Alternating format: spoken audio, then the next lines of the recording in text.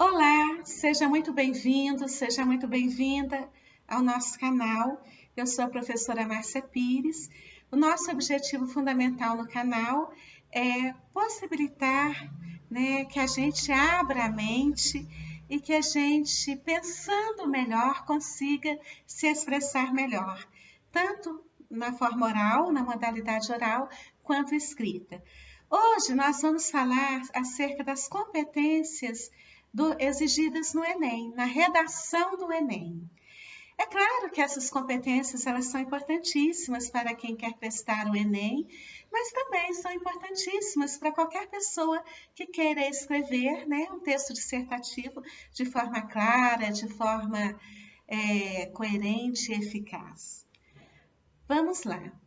Primeiramente, o que são competências, entendemos competências como as capacidades do ser humano de agir de forma eficaz em determinada situação, tipo de situação, mobilizando recursos cognitivos e habilidades para atingir o objetivo pretendido. Então, quando a gente tem um objetivo pretendido, tem uma meta, então a capacidade que nós temos de arregimentar todos os nossos conhecimentos e todas as nossas habilidades para atingir essa meta é chamada de competência.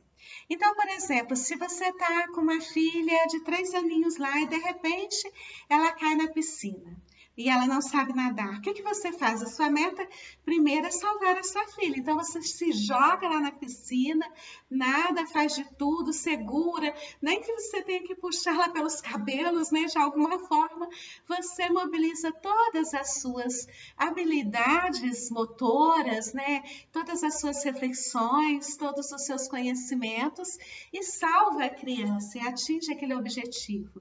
Então, a competência diz respeito a isso. Então, você tem uma meta, você tem aquela meta em vista e você arregimenta, traz todos os conhecimentos e todas as habilidades que você possui para vencer aquela meta, Então, eu acho que quando eu penso em competências, eu penso nisso, Quando a gente tem uma meta imprescindível, fundamental e que a gente faz de tudo para alcançar aquela meta, porque a gente realmente precisa, Então, é isso que a gente pensa em competências. Bom, e as competências, quais são as competências exigidas na prova do Enem, que os corretores de redação vão avaliar na prova do Enem? A primeira competência, eu vou listar todas as 5 competências aqui, e aí depois eu vou fazer alguns vídeos para desfolhar, detalhar, para explicar, trazer exemplos para mostrar como que essas competências são construídas e também avaliadas. Então, não é o nosso objetivo aqui trabalhar todas as competências, mas começar a trabalhar a primeira delas. Então, olha, quais são as 5 competências, A primeira é domínio da norma padrão da língua portuguesa. Depois, compreensão da proposta de redação e aplicação de conceitos das várias áreas de conhecimento para o desenvolvimento do tema nos limites estruturais do texto dissertativo argumentativo. 3. Capacidade de selecionar, relacionar, organizar e interpretar informações, fatos, opiniões e argumentos em defesa de um ponto de vista. 4. Conhecimento dos mecanismos linguísticos necessários à construção da argumentação. E 5. Elaboração de propostas de intervenção para o problema abordado, respeitados os direitos humanos. Cada competência vale 200 pontos. Então, assim, a confluência de todas essas 5 competências é que vai fazer com que você escreva um bom texto. Então, se você conseguir tirar a nota máxima em cada uma delas, você vai conseguir uma redação nota 1000 no Enem. Mas assim, você pode chegar próximo, se você chegar próximo do máximo, do excelente nessas competências, já é um bom resultado, Se você conseguir a mais de 900, 920, Então, assim, é claro que a gente sempre vai pensar em conseguir a excelência, né? O melhor que eu consigo fazer. Então, quando a gente vai para demonstrar competências, a gente vai fazer o melhor, né? O excelente. Então, vejam que o domínio da norma padrão, a compreensão da proposta, a organização das ideias, a argumentação, a proposta de intervenção, todos esses elementos, eles têm que estar congruentes, eles têm que estar coerentes para formar um texto realmente coerente, né? Realmente bom. E é muito importante pensar o seguinte, que nenhuma dessas competências aqui eles não colocaram em sequência de ordem, de importância. Não existe aqui uma ordem de apresentação por importância, porque todas essas competências têm igual valor, que é 200 pontos. Então, nenhuma é superior à outra, todas são importantes para que seu texto seja interessante, seja excelente. Porque assim, a gente vê na sociedade, né, as pessoas dando muito valor à gramática, que é o domínio da norma padrão. Tá, o domínio da norma padrão é muito importante, eu entendo isso, né? Mas vejam que dentro dos critérios existem 5. Então, não é o mais importante. Todos eles são igualmente importantes. Todas essas competências são igualmente importantes. Isso a gente precisa entender bem, né? Para a gente se desenvolver melhor.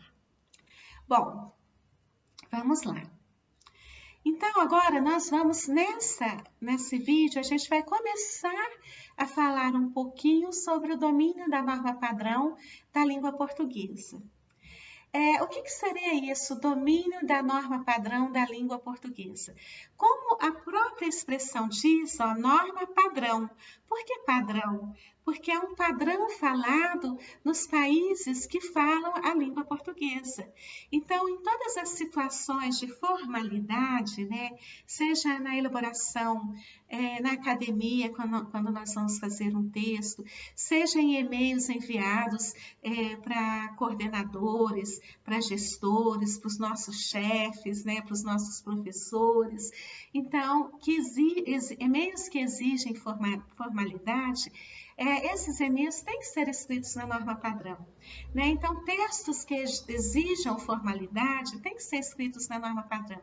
Então, por exemplo, os textos acadêmicos, os textos no ambiente profissional, e nós devemos usar também a norma padrão no trabalho, na academia, né, na faculdade, né, que é a norma padrão da língua portuguesa. Por que a norma padrão é importante? Ora, porque todos aqueles que falam a língua portuguesa vão entender o que você está dizendo. Se você, por exemplo, colocar regionalismo, o ai, sou, tchê, né? Lá do sul o pessoal fala tchê, fala guria, né? Então, os mineirinhos aqui, como eu falei, falam o ai, sou, o trem. Então, se você colocar regionalismos no seu texto, que tem que ser um texto na norma padrão, você está deixando de escrever a norma padrão, ora, porque a norma padrão ela não aceita regionalismo, justamente porque ela é padrão, ela é para ser lida e entendida não só para aquelas pessoas da nossa região, mas sim por todas as pessoas que falam o idioma português, né? Então, se você colocar gírias, véi, né? Jovem gosta muito de falar, véi, né? Não é isso? Mano, não sei, se você colocar gírias, também esse texto vai deixar de estar na norma padrão. Então, vejam bem, o texto, né? O texto lá do Enem, ele não pode ser escrito na norma, ele não pode ser escrito com gírias, com regionalismos, com erros de concordância, com erros gramaticais. Por quê? Porque a norma padrão é a norma que mais se aproxima da gramática. Quanto mais você mostrar que tem domínio das regras gramaticais, mais você está se aproximando da norma padrão, né? Então, questões de pontuação, acentuação, concordância, né? Não usar gírias, não usar regionalismos. Se você precisar de usar algum regionalismo, alguma gíria, porque semanticamente é significativa, porque daria um sentido importante ao seu texto, você tem que colocar entre aspas, né? Se você for usar estrangeirismos, né, palavras de outros países, né, software, por exemplo, você também tem que colocar entre aspas, porque não faz parte da língua portuguesa, é estrangeirismo, né, aqui na língua, então você precisa colocar entre aspas. Então, assim, existem vários aspectos que dizem respeito ao exercício, né, da escrita na norma padrão. Agora, nós vamos trabalhar um desses aspectos e nos próximos vídeos vamos trabalhar outros, para não ficar cansativo. Então, vejamos aqui. Vamos ler esse texto que está aparecendo aí na tela para vocês. Se você puder, leia em voz alta, junto comigo.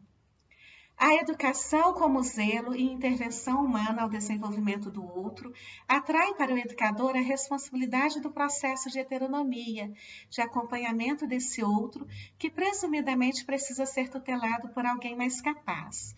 A autonomia e o altruísmo dos educadores não os tornam isentos das adversidades do mundo e de sua natureza humana, pois vivenciam as adversidades como as outras pessoas.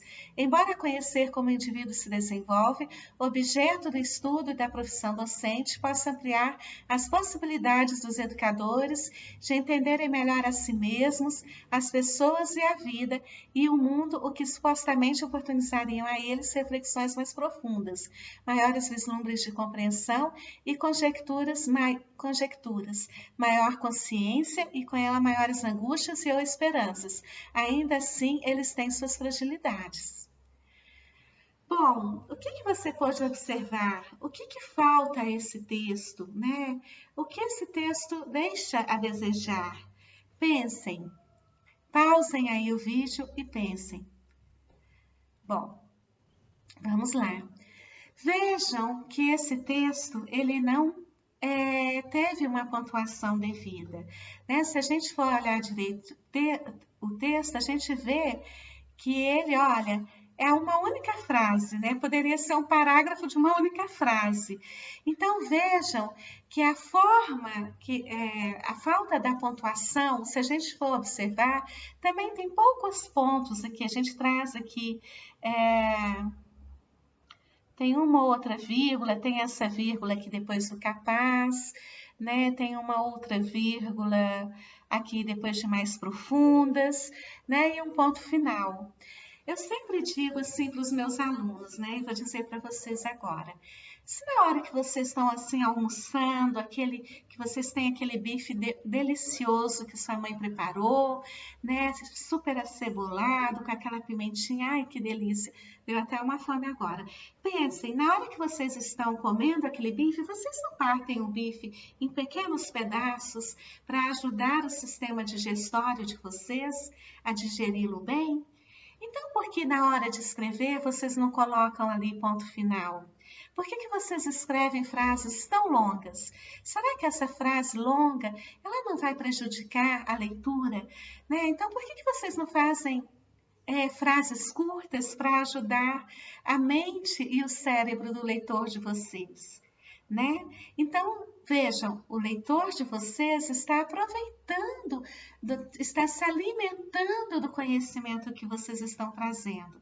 Mas é importante que esse conhecimento seja gradativo, seja pausado, né? Seja em pequenas parcelas, para que o cérebro e a mente do seu leitor possa digeri-lo bem, né? Possa digerir esse texto bem, possa digerir esses conhecimentos, pensar esses conhecimentos de uma forma mais fluida, né? De uma forma mais clara. Então, vejam, a pontuação ela é extremamente necessária para dar clareza a seu texto e também para que esses conhecimentos sejam lidos pelo seu leitor de uma forma gradativa. O ponto final ele é imprescindível para isso, para tornar o texto mais fluente, para tornar o texto mais claro, mais prazeroso de ser lido, mais fácil de ser lido.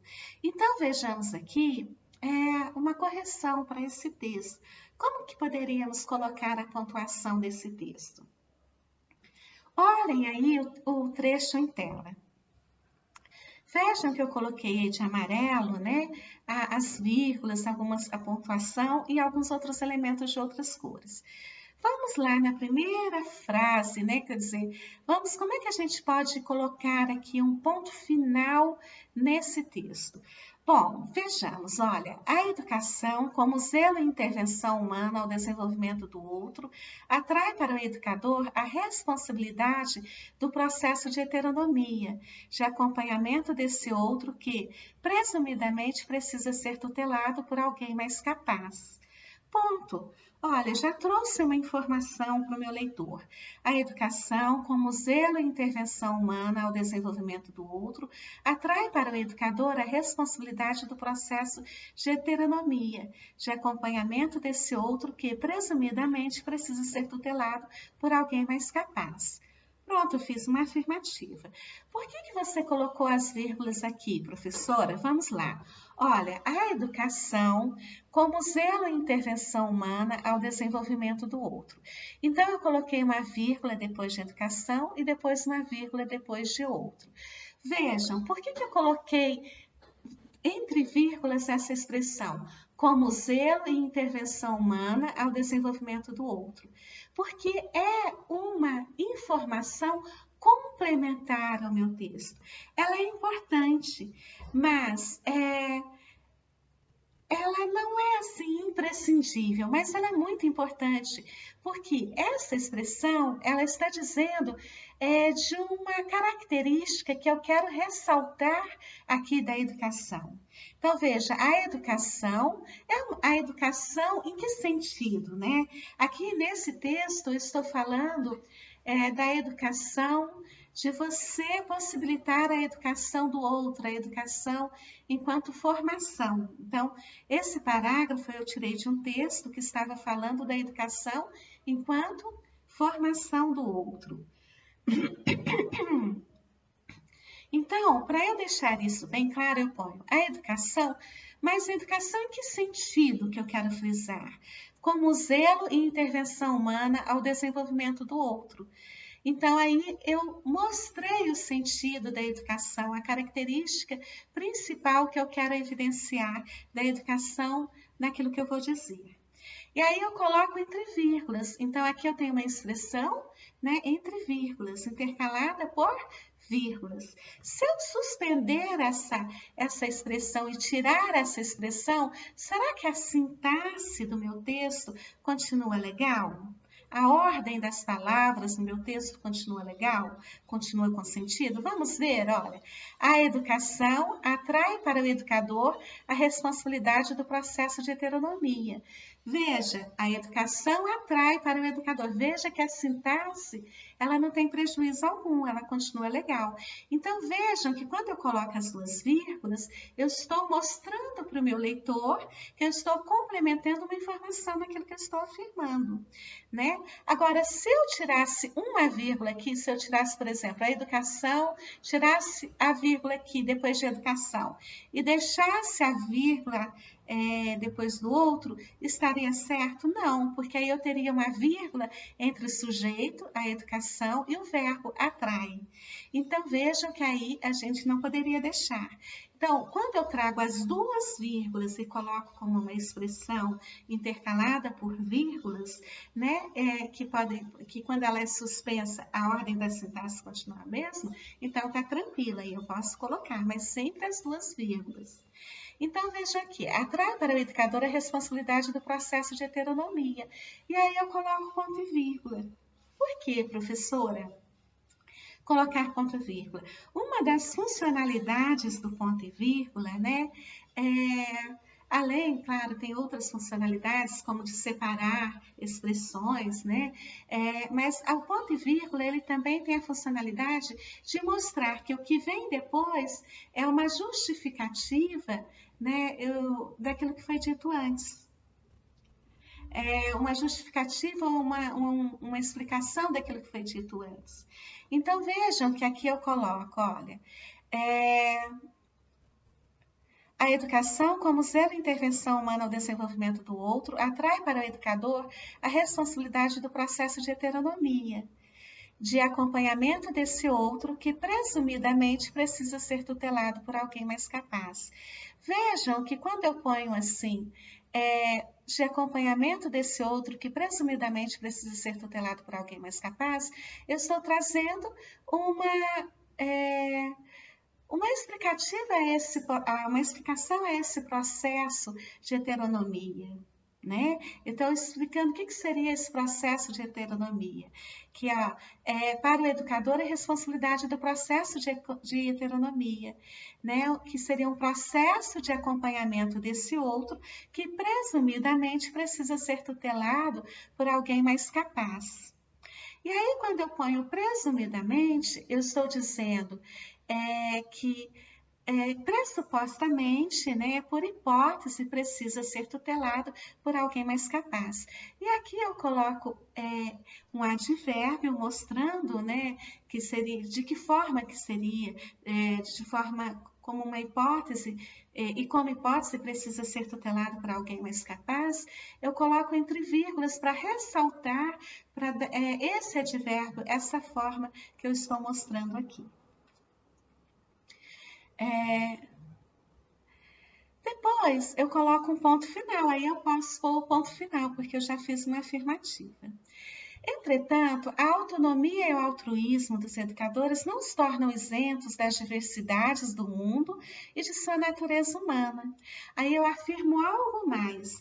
Mas por que eu coloco o entretanto aqui? O entretanto é um conector discursivo em que eu mostro ao meu leitor que as ideias que virão depois, elas não estão exatamente na mesma direção argumentativa que eu estava trazendo. Eu não estava falando que o educador é alguém mais capaz, né? Aqui eu estou dizendo algo um pouco diferente disso, que apesar do educador ser capaz, né, a autonomia e o altruísmo dos educadores não os tornam isentos das adversidades do mundo e de sua natureza humana. Então, é como se eu dissesse assim, apesar dele ser capaz ao ponto de tutorar alguém, ele não é totalmente isento das adversidades do mundo e da natureza humana, ou seja, a natureza humana, como a gente pode pensar, ela é falha, ela tem dificuldades, ela tem fragilidades, ela acontece erros, né? Então, eu estou dizendo, entretanto, apesar dele ser capaz de tutorar uma pessoa, entretanto, a autonomia altruísta dos educadores, que são essas características fundamentais dos educadores, não os tornam isentos das adversidades, ou seja, dos desafios do mundo e da sua natureza humana, ou seja, da sua natureza falha, né, dos seres humanos. Todos nós sabemos que os seres humanos são falhos. Eles vivenciam as adversidades, aí eu coloco um ponto final. Tá vendo quanto ponto final é importante? Você afirma, coloca um ponto final. Afirma uma outra ideia que pode ser até diferente da ideia anterior, disjuntiva à ideia anterior, e coloca outro ponto final. Aí depois você vem, professora, mas eu estou falando sempre aí do educador, aí eu ponho ponto final, como que eu vou recuperar a ideia do educador? Por exemplo, pelo pronome, o que nós chamamos aqui de forma remissiva, que vai recuperar eles vivenciam as adversidades como as outras pessoas. Quem são esses eles? Os educadores. Então, eles é uma expressão, um pronome, que é uma forma remissiva, que vai recuperar os educadores para trazer para a minha cena mental. Então, toda vez que eu ponho um ponto e vírgula, um ponto final, é como eu depois começo uma outra frase, eu estou iniciando uma outra cena mental. E aí eu tenho que trazer aquela pessoa da qual eu estou falando. E como eu trago essa pessoa por meio do eles vivenciam as adversidades como as outras pessoas. E afirmo algo mais, que vão fortalecer aquilo que eu estou dizendo. Eles vivenciam as adversidades como as outras pessoas, né? Também eles têm as adversidades. E aí eles vai recuperar aquela ideia do educador na minha cena mental, na cena mental do meu leitor, né? Aí eu coloco o ponto final. Tá, já imaginei isso, disse isso.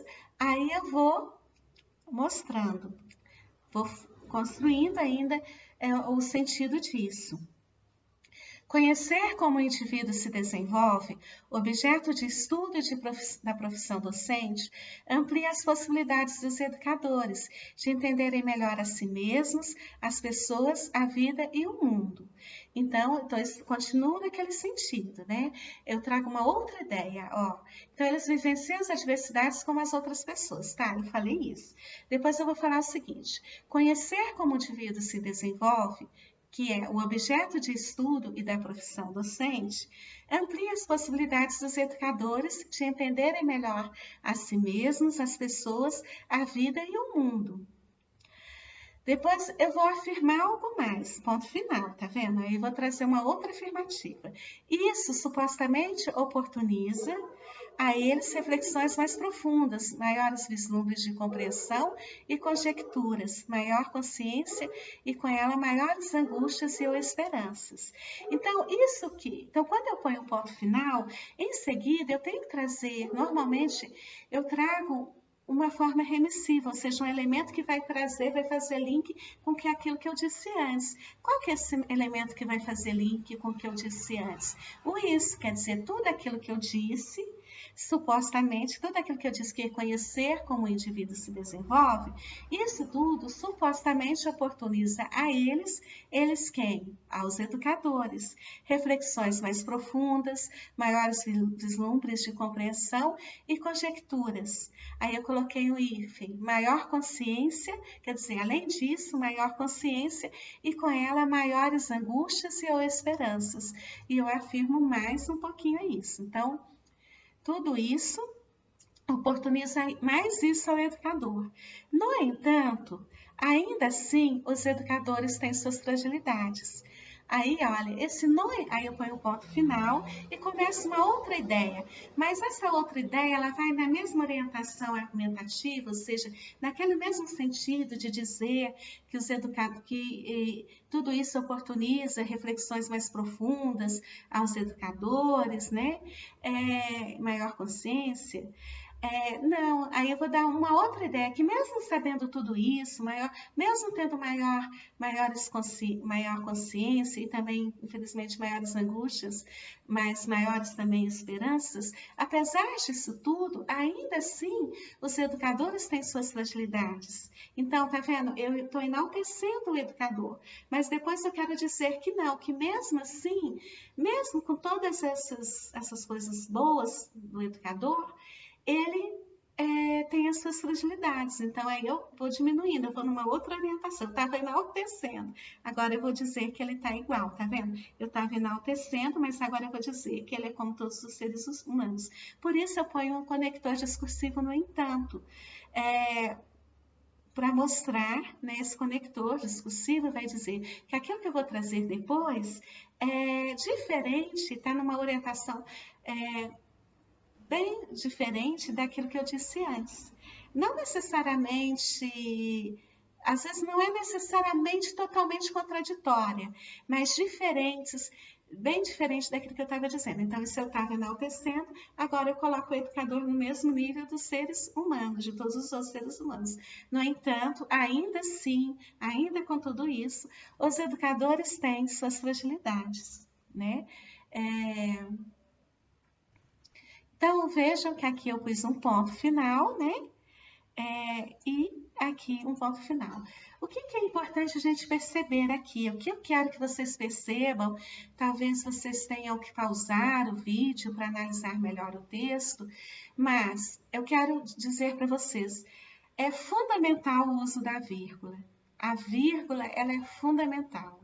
Ela é imprescindível, ela atua no sentido daquilo que nós estamos dizendo, como essa vírgula aqui depois de a educação, que está mostrando uma característica geral da educação em si. Eu estava dizendo da educação enquanto aquela educação que forma pessoas, né? Esse trecho eu retirei de um texto que estava dizendo sobre uma educação que forma pessoas. Então, vejam que essas duas vírgulas, elas são fundamentais para o meu leitor entender que eu estou mostrando uma característica imprescindível da educação e ainda assim dando norte. Quando eu ressalto uma característica de algo, eu estou dando norte argumentativo ao meu texto.